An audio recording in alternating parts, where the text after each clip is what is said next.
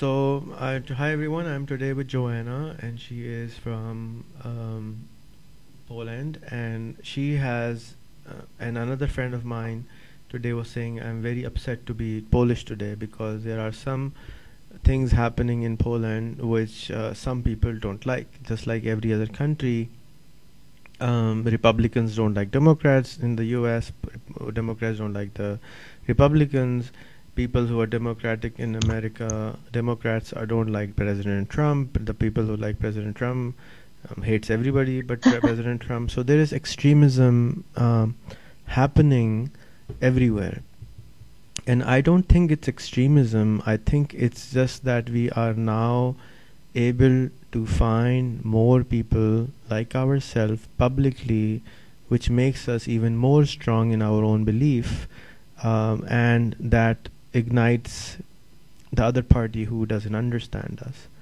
And at the same time, this gives us more opportunity to have a dialogue with the person who hates us, because before, the person who hates us or hated us or does not agree with us was not visible to us. We couldn't find them. But today, if you, for example, don't like President Trump, you can simply open Facebook of President Trump, and go and start having a conversation with all the people who say, oh, President Trump, I love you. And you can just simply comment on them and ask them questions and have a better understanding about what is it that they're liking about this particular person. And I can guarantee you that if you do this conversation, you will be surprised. And I had a conversation with somebody who made a documentary about this, was saying, I started loving President Trump because if I was them, I would love him too. So it's about having, humans are nothing but information processing machines. And whatever information we are fed, we will start acting like them. For example, if I grew up listening to hate speech about Muslims, I would probably be a Muslim hater. If I grew up listening about I was told that Jews are all bad, I would start probably hating Jews. If I was growing up hearing, which most people in Pakistan do, that India is the worst country in the world, I would start hating India. But the beautiful part in here is that instead of hating, we can use the energy of hatred or uncomfort to have a conversation. And it gives us the opportunity to observe the emotions which are arising in our own body, in our own mind, which are making us angry or upset or whatever the emotion is. Because emotion is what? Emotion is nothing but a small little chemical release from our brain, and it makes us act in a certain way. We get angry, we get upset, we get happy, based on the software which is written here, and a small little drop of emotion and little chemical, and it changes us the way we are. So instead of getting angry, instead of becoming, yes, we will get angry, but we can observe that anger and see that it's coming, it's coming, it's coming. Oh, it's here, it's here, it's here, it's here. Oh, it's leaving, it's leaving, leaving. Because we cannot remain angry all the time. We cannot remain happy all the time. We cannot remain hungry all the time. It's an emotion, it's a chemical which is released, it's a dose, and then it comes and goes away. So in order to change the society, we need to have these people who are called the connectors, who build a bridge between two different communities, who go into both communities, have a conversation, or more than conversation, listen to their questions. Because the challenge is the people who are saying I love Trump are saying because nobody in their probably family is saying that, so they want to say the whole world to listen to them. And you can just say, hey, I love that you love Trump, that's awesome. And then they will say, you can ask them more questions and more questions and more questions, and reach to the deeper level of their belief. And that belief is what is destroying the world, which is that, I am the right one and nobody else can be as right as I am. So that's how you can change the society, by actually listening to the other party, not telling them what, but actually, in my opinion, is to listen, just like Jesus said, if somebody slaps you, offer the other cheek, because after he has let go of his anger is where you will actually have a conversation which will change that person. So does that make sense to you? I don't agree with the Jesus showing his cheek, but okay, that's okay. Gandhi said no, the but same I thing. think that you can yeah, no, but because it can be understood in different, like in many ways. But your interpretation, yeah, it's kind of yeah, I understand. I think that's what I'm doing. Let me tell you a cure. In my Facebook, I have a cure for Palestine-Israel problem. The people of Gaza are the most, it's like a jail they are living in. There is no airport, there is no permission to get out of Gaza, they don't have passports, they can't go anywhere, they're stuck. So my solution is that they should put Benjamin Netanyahu's 10 billboards, big billboards, in Gaza and say, "Hi, I am the Prime Minister of Israel. This is my Facebook ID. Tell me what you think of me." They will all get so angry. They will get so angry. They will start. Some of them will start liking the page and start hating. And when the hate comes out, to me, it's like the pus in our face, in our pimples. That once you take it out, unless you take it out, you can't fix it.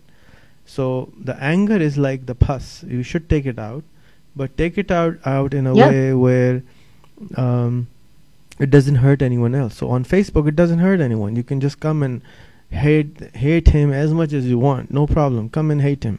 But what that will do is it will allow their anger to come down, their emotions to come down, and now they can have a rational conversation. When a person is so angry that he's not ready to listen, you can't tell him anything. You can't educate them. You can't do anything. So the first step is not to be angry. And in order to not to be angry, you can give them an opportunity to come out and take out the anger, and by giving them opportunity to take out their anger, and you can then actually have a conversation with them. It takes a strong person, you know. I remember, because in my Facebook I've got like many people like This is my motto. Can you read it? Yes. What does it say? This. Yeah, I know. Yeah, I've seen it. Yesterday I was clever, so I wanted to change the world. Today I am wise, so I am changing myself. Yes, it takes a stronger person to change the world. You can't change anyone in the world. Nobody can change anyone. You can only change yourself. So once you change, your energy forces the other person to change. And if it's still not changing, maybe it's not their time yet. Maybe their karmas are too much. Possible. Everybody has his time. Yeah, everybody has their time. Yeah. In my Facebook, I've got many people, and I guess that's what you've got, right? So many people from different places. Like some are communists, some are like LGBT, you know, and very left side oriented. Right. Some are very Catholic. Some are Muslim, some are Indian, Kundalini yoga, and all this. And when I put a post sometime, you know, I try not to be very provocative. I never want to offend anybody, but I'm kind of clear. So I see that many people from different places comment. So that, yeah, sometimes they fight and sometimes they just discuss. You know? But the first stage is fighting. If they are very strong, they will fight, and eventually they will become friends. If you keep on, what's the word? If you keep on curating, they will eventually become friends. On the public, they're different face. In the one-on-one messenger, they're different face. In a three-way conversation, it's a different face. And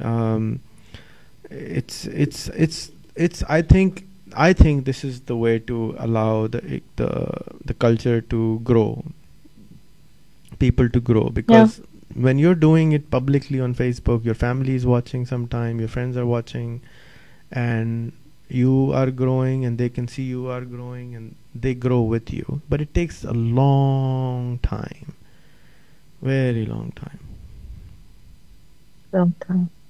So this is again the Socrates, right? Method Maybe you were talking about. I haven't read much of Socrates. I would like to. I don't know if, some people say he wasn't even there, so who knows? But I haven't read his book, Republic. I think it's here somewhere. It's Republic is by Plato. It's just like Jesus. Some people say Jesus didn't exist. No, I don't know. I wasn't there. But yeah. So that is my his method was. And if you want, you can do this method more. And I think I'm doing this less now. I'm just focusing now on like making the provocations. I'm doing less. Before I was doing more. So for example, I have a lot of Jews in my friend list, and I have a lot of Muslims. So a lot of Muslims think that they're supposed to not be friends with Jews and Christians, but they're allowed to marry them. So I would keep asking them, okay, can a Muslim man marry a non-Muslim or a Christian woman or a Jewish woman? And they will start fighting. And then all I have to ask is like, okay, if they can't be friends, then why can they marry them? You don't have to be friends with your wife. Is that what it means? So it kind of, you have to start thinking and understanding that what they were taught is fragmented information, and fragmented information always creates a problem. So it requires more deeper conversation to understand a culture or a place. I go to America for how long? Since I'm 8 years old, but I still don't think I understand America. It's so many different cultures. So you can't really, there's so much to learn, you can't learn anything or everything. So it's impossible. So, and the moment you realize that you really don't know anything, is you can relax and say, okay, fine, I don't know much. I'm just having a conversation, trying to understand, live my life. Kuch keh rahi ho?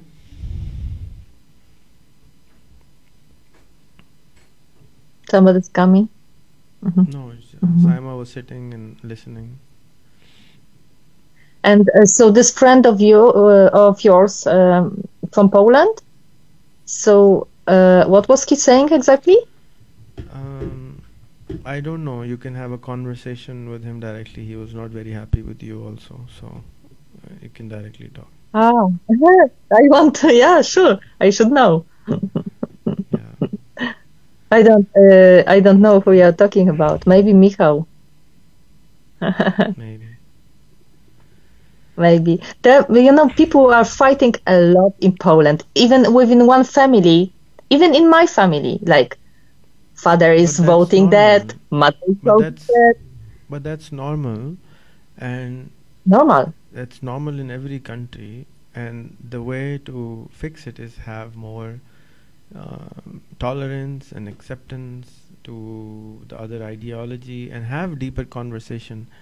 I think most family, I don't also do deeper conversation in family, because there is chances of eruption, chances of old pus coming out, and it creates more havoc than goodness. So people just stay away from those conversations, and it's not healthy, but at the same time it's kind of what people do, because it's the uncertainty of what might happen by having a difficult conversation is difficult to handle.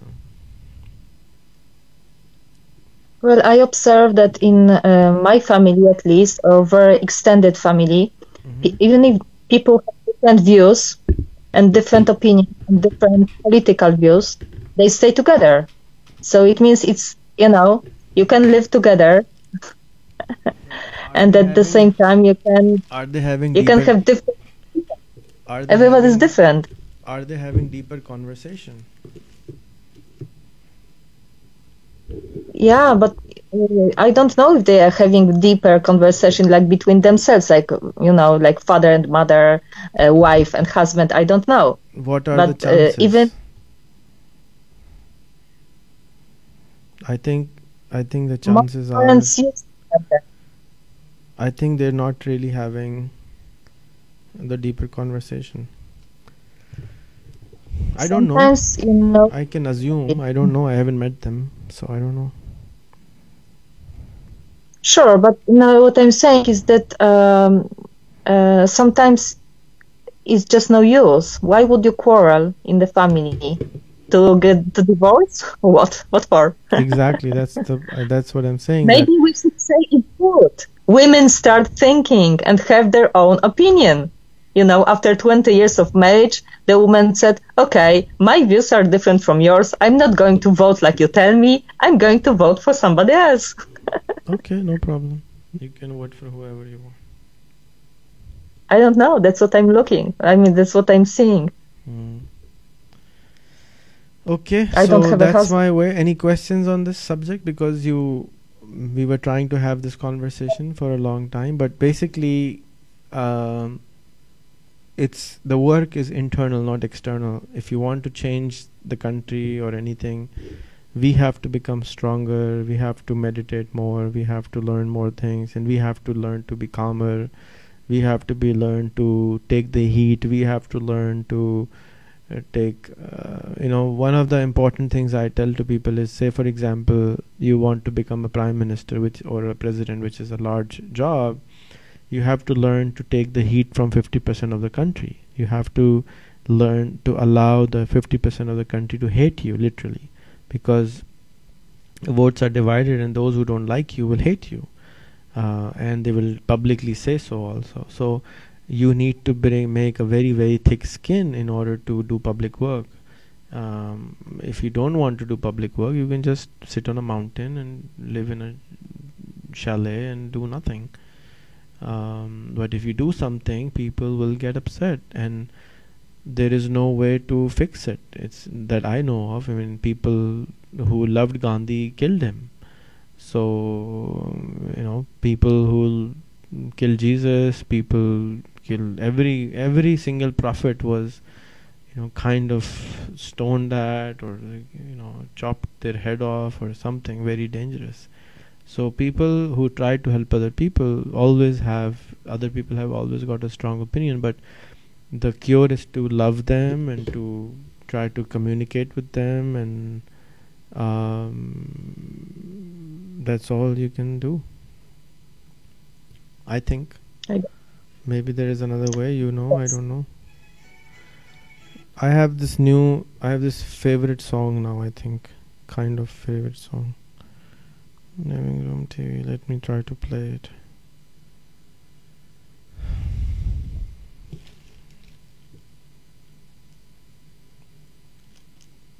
I was watching the movie about the Prime Minister of India, and in that this assistant tells him "Kyu sera sera," and he said, "What is Kyu sera sera?" And he said, "What will happen will happen."